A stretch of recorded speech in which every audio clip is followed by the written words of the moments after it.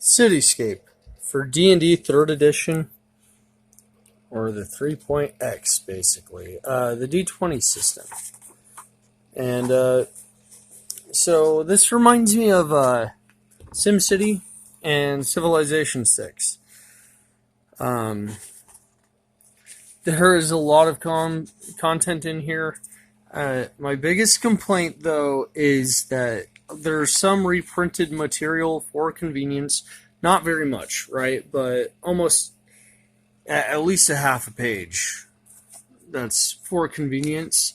But there aren't page and book references for other materials not directly in this book. For instance, there's some monsters later on for encounters that you're just supposed to know which monster manual to find them in, and that's complex. It's overly so, and that's one of the themes with the 3rd edition that I didn't care for. Here's some excellent starter cities, and by excellent, I mean they were built just to display things, which is good, honestly. My highest praise is that you can utilize most ideas in any game. Specific rules are rarely D&D specific, and what do I mean by that? If you need a hazard, how can you not create a hazard if you just roll a d20 and look at what sort of, like arcane pollution. Yeah, see what I mean? If you can't figure that out, then I don't know. I don't know what you're trying to accomplish in any game. It's good to use ideas from other sources. That leaves players with a sense of wonder. I have a lot of key points for this. This might run a bit long. Community alignment on page 8.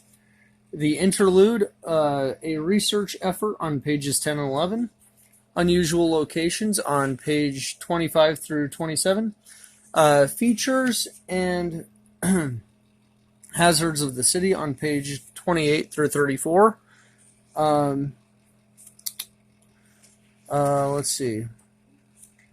Arcane pollution table on page 33. That's the one I showed you in depth. Building and business descriptions on page 34. City districts on page 34 to 48. 20 city sites on page 42. That was cool. The interlude, a trip to the tavern on 44 and 45. Community wealth on page 46. What to do and where to go on page 49 through 51. Cost of city services. That's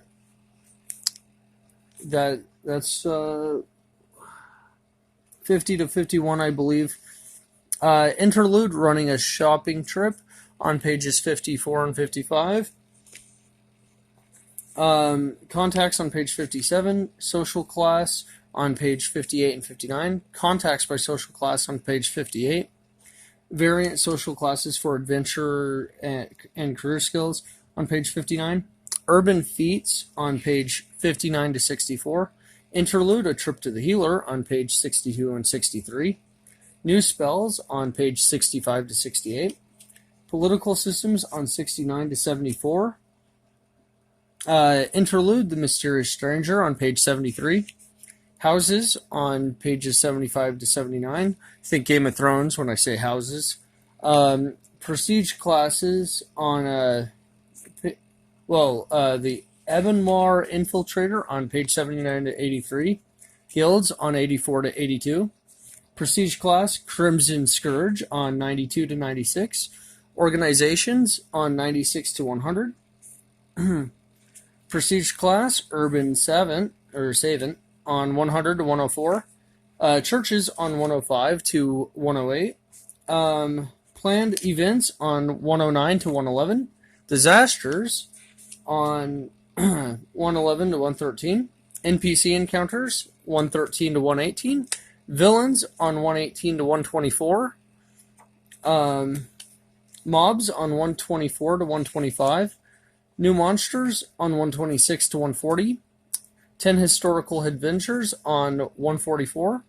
Random city encounters on 145. Average income on 148. Commoner or expert on 149. Beyond the dungeon on 153 to 156. City law on 156 to 158. My pros are that there is a lot of content. Yeah, a lot of content. And there's some page flipping where it'll say, for instance, an ancient, and then you have to flip the page to continue your train of thought. I don't really care for that. That is my least favorite aspect of this book. And do I recommend?